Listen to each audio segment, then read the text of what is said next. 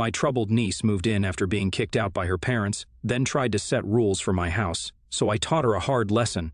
I can't even believe the audacity of my niece. Her name is Keisha, 14, female.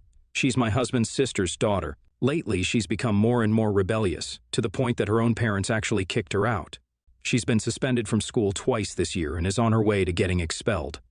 Both times she got suspended were for starting fights with other girls. She has a hot temper for an 8th grader.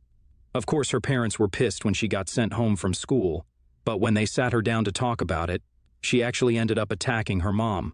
Her dad pulled her off and kicked her out.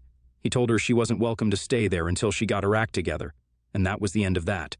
I think Keisha stayed at a friend's house that night, and then the next day, she ended up on our doorstep. My husband and I both work from home, so we were both here when she showed up. At first, we were confused because we hadn't heard anything about her suspension and the fight with her parents yet, but of course, we let her in because she's family. She told us that her parents had kicked her out the day before for no reason at all. She said that her mother had gotten physical with her and that she was scared, so she came to us. Even as she was saying all this, we were skeptical. We knew Keisha had been on a bit of a mean streak lately, so my husband snuck away to call his sister and get the full story. Of course, she told him the whole truth. They said it broke their hearts to do it, but they genuinely didn't feel safe with her in the home anymore, so they kicked her out. And my brother-in-law said he was done letting her off easy for her behavior. If she was going to learn, she needed to learn the hard way. But my husband has always had a soft spot for his niece. He couldn't help but invite her to stay with us for the time being. We don't have any kids yet, so we have plenty of room for her to stay. I was nervous about the whole idea because I have no experience with children, let alone a violent one. But I agreed it was better she stayed with us rather than some random friend until things cooled down between her and her parents. The first night was fine. She was on her best behavior, and we actually had a nice dinner all together. My husband and I were hoping that her entire stay with us would be like this. We thought maybe she just needed a break to think things through, and this would actually be good for her. But unfortunately, the peace didn't last long. The next day, we woke up and followed our usual routines while getting ready for work. We took our showers, played music in the kitchen while we made breakfast, and then headed into our home office by 8 a.m. to start our day. Keisha didn't come out of the guest room until about 11:30. We heard her shuffling around the kitchen, and we came out to see if she wanted to join us for lunch. Just by looking at her, we could tell that wouldn't be the case. She looked rough and gave us a look that could kill when we walked into the room. I asked her how she slept, and she said, "Like shit." My husband yelled at her, telling her she wasn't allowed to speak to me like that, and she said maybe she'd be in a better mood if I wasn't so loud in the mornings. Apparently, she had heard me singing in the shower that morning, and I had woken her up. She asked if we could keep it down in the mornings from now on. We were shocked. I'd never been spoken to by a guest like this before, especially a kid. She shut herself in her room for hours after that. We had to get back to work, but we were both worried about how this whole day was going to go. At about 7 p.m., she came out of her room. I had saved her a plate for dinner, so we assumed she was coming out to join us and eat. Instead, she slammed a piece of paper down on the counter and started heading for the front door. My husband asked where she was going, and she said, "Out with friends." He said there's no way she was going out by herself right now, God knows where, with God knows whom. She's too young to be out by herself at night. I interrupted, asking her what the piece of paper she had sat down was all about. It was a handwritten list, and I read it out loud. Keisha's house rules: no music or singing before noon, no gross food for dinner, aka vegetables, no boring TV shows, no asking dumb questions, no coming in my room. My husband laughed at the list, but the look on Keisha's face was dead serious. She actually expected us to follow her ridiculous rules in our own house. I had finally had enough of this crap. I headed towards the door as well and grabbed my coat and keys and told her to get in my car. She seemed confused but could tell by my tone that I wasn't messing around. She headed for my car, and I told my husband we'd be back in a bit. We drove in silence for about 15 minutes. We were both fuming with anger, but after a while, Keisha realized she was unfamiliar with this part of town. She asked where we were going. I told her if she didn't want to stay with her parents and didn't want to stay with us, I was going to show her where she'd end up. We were entering downtown, and I could tell Keisha had never been to this part of the city by the look on her face. Every street corner was full of homeless people, all looking dirty and as if they were on drugs. There were tents and garbage everywhere. When we stopped at stoplights, people came right up to the windows and started knocking, asking for money. Some of them were angry, and one man even kicked the car as we drove off. I could tell this scared Keisha, but neither of us said anything. Then I turned into a parking lot and shut off the car, making sure to lock the doors. We were parked in front of a homeless shelter. There was a line out the door of People waiting in hopes of getting a hot meal or some blankets, or if they were lucky, a roof over their head for the night. Some of the men were yelling and arguing with each other. Most of the women just looked sad. It was awful, and I was even feeling nervous to be there. Finally, Keisha asked me if we could get out of here. I told her if she was going to go back to our house, she had to follow our rules, and if she was going to stay with us, she needed to call her mom and apologize because her parents only want what's best for her. She nodded, and I knew I had gotten the point across. I don't think anyone in her life had ever really put her in her place like that, but I think at that moment, a part of her also knew it was exactly what she needed. When we got home, my husband looked concerned. Of course, he was curious where I had taken her and what we had talked about, but I gave him a look that said I would tell him all about it later. We all went to the kitchen, and I pulled out the plate of leftover food that we had set aside for Keisha earlier. I heated it up for her, and we all sat down at the table together. My husband and I were surprised when Keisha was the one who spoke up first. She asked us what we both did for work. My husband was taken aback but was happy to answer her.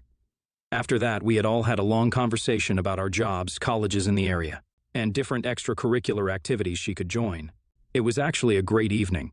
I may have been harsh on her, but I think I might have actually gotten through to her. Now I just hope it sticks, and hopefully she can go back to her parents' house soon. I guess we'll see what happens after she apologizes to her mother. The day after we went to the homeless shelter, Keisha called her mom. She asked if I would sit with her while they spoke, and of course, I agreed. She actually delivered an excellent apology to her mom. By the end of it, she had tears in her eyes, but she was smiling because her mom had accepted her apology and asked her to come home. She surprised me when she asked if she could stay with us a little bit longer. Her mother agreed, so we decided she would stay with us until the following Monday, when she had to go back to school. We may have had a rocky start, but I feel like this was the best possible outcome we could have had.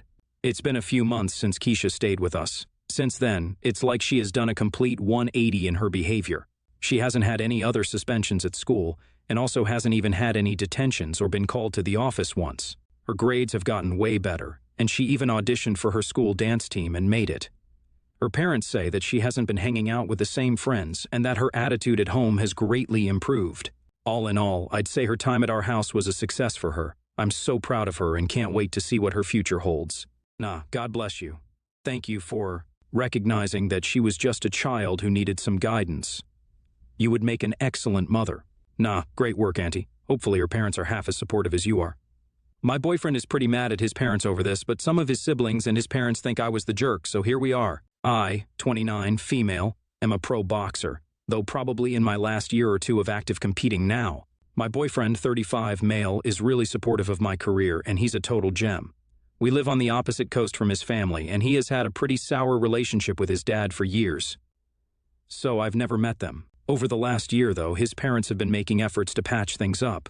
So when he mentioned that we were going to be in a nearby city to them for one of my matches, they wanted to get together for a family dinner.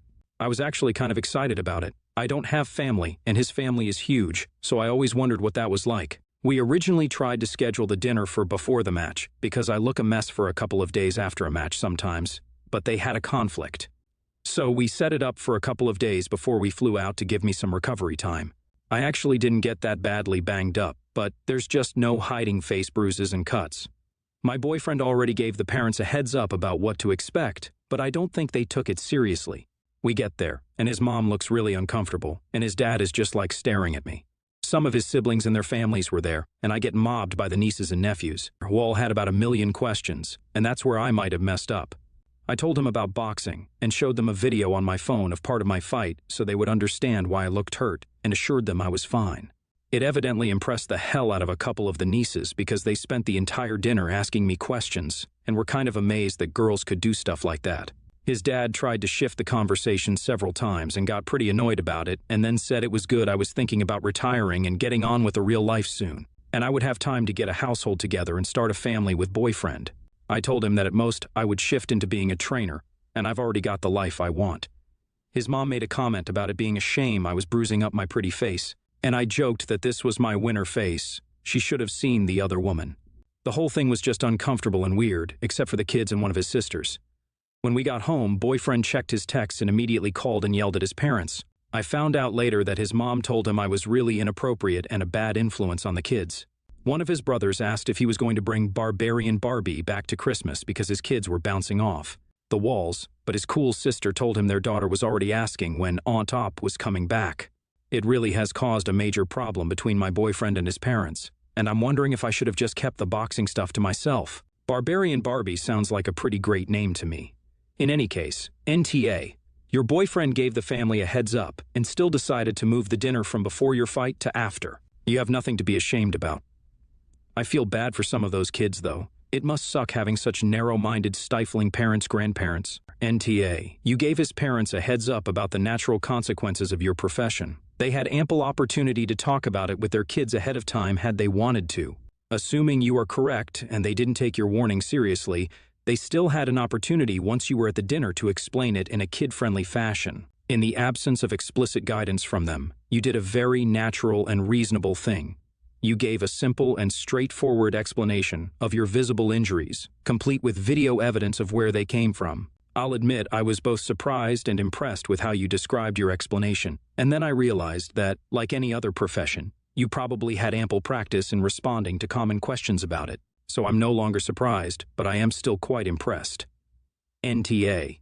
The funny thing is that the family is completely overreacting. While it is very cool that girls can be boxers, most girls and most boys, for that matter, don't really want to be, which means, like many other things kids get excited about, their excitement about this will fade. I'm 40, female, and my cousin, 36, male, married his wife, 35, female, 5 years ago, and in that time she's been a welcome member of our family. She's an academic and works as an assistant professor in a major city in the next state. Although she doesn't go to campus every day, she works from home the rest of the time.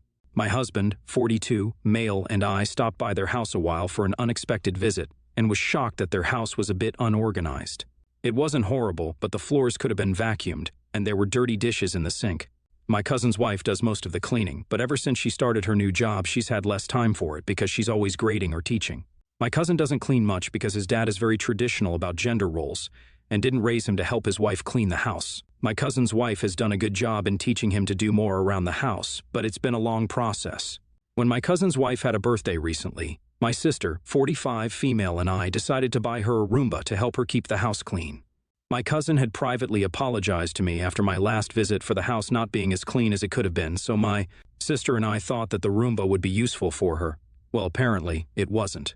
She got upset at the implications that she was a bad housekeeper and that it was solely her responsibility to clean instead of our, encouraging our cousin to help her more often. The thing that angered me was that my cousin's wife donated the Roomba to Goodwill.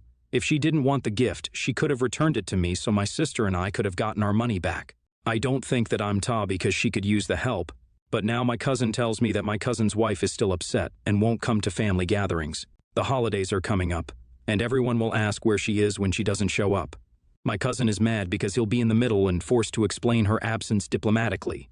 Oh boy, YTA big time. First of all, with season changes, hectic jobs, and life in general, things sometimes have to temporarily fall to the wayside in order to juggle the greater priorities. You stopped by for an unexpected visit and you're shocked that she was unprepared to receive visitors? I would understand concern if the house had piles and piles of stuff throughout, making it impossible to move and creating a health hazard, but dishes in the sink and unvacuumed, unswept floors are nothing. That's just normal everyday life mess. Cousin's wife also said she works from home.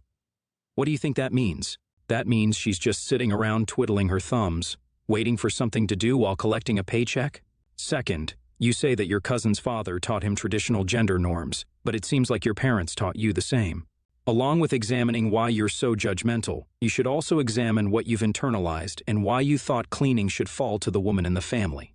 Super weird cognitive dissonance on this front. And finally, I'm glad she donated it. You deserve to lose money for reinforcing gender roles and suggesting your cousin's wife isn't doing enough. Once you've gifted something, you don't get to choose what someone does with it.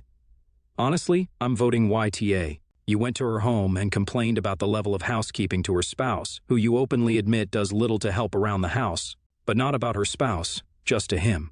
She has a demanding job and still does the majority of the housework that her husband doesn't do enough of. Yet you think it's appropriate to give her a vacuum cleaner as a birthday gift because her husband is too manly to help around the house sufficiently? Why not gift that to him on his birthday since he's the one lacking? Also, her husband is also an Why the hell did he explain the gift to her in that way? It was rude. Ita. A better gift for her would have been a gift card to a spa. She's working hard and isn't able to get all the chores done. Your cousin doesn't help with the housework because of whatever archaic gender roles he believes are the norm.